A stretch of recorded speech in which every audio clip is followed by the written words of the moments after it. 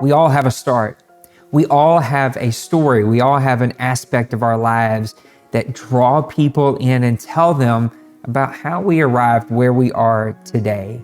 The problem is, the disconnect is that a lot of our stories feel like they're out of our control.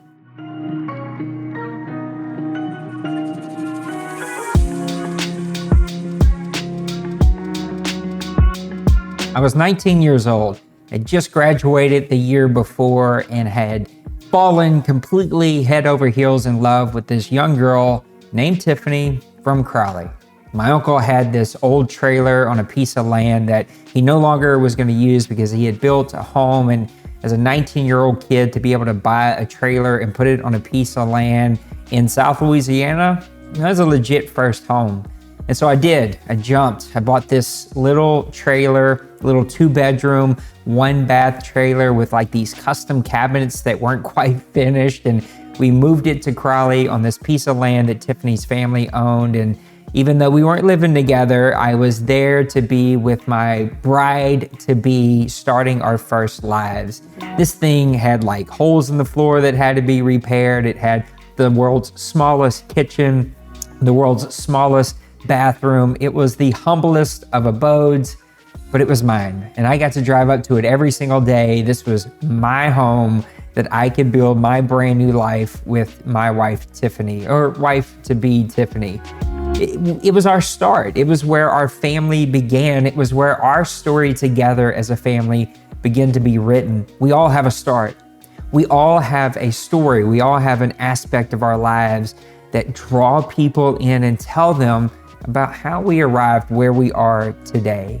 The problem is, the disconnect is that a lot of our stories feel like they're out of our control. Whether it's situation, life, circumstances, sometimes trauma or traumatic events, it feels like the pen's been taken out of our hand. We're no longer the ones in control of writing what our story says and how our story says it. Instead, it feels like other things are in control. 2021 can be the year. This can be the moment in your life that God steps into your life and gives you back control, puts the pen back into your hand, unlocks you from the prison that you feel like you've been locked away in, and gives you back control to write your story the way that you see fit.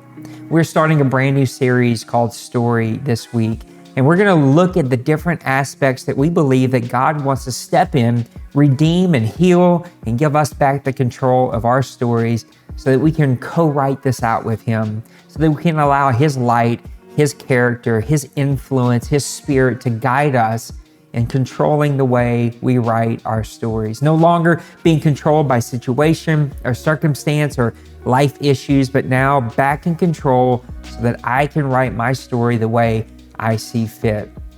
I invite you, keep joining us as we look at the different stories in our Bible. We're going to pick a couple of different men and women as we look at their story. We look at how it was written. We look at what their story said and what it was telling about what it taught them and how it changed their lives and how it shaped their lives and how their stories are still applicable to our stories, how they still are relevant to our lives today, and how we can pull out principles that put the control back in our hands.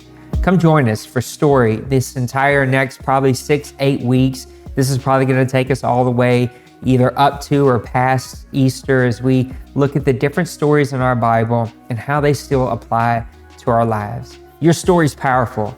God wants to put the power back in your hand. He wants to give you back control in writing your story the way that you see fit.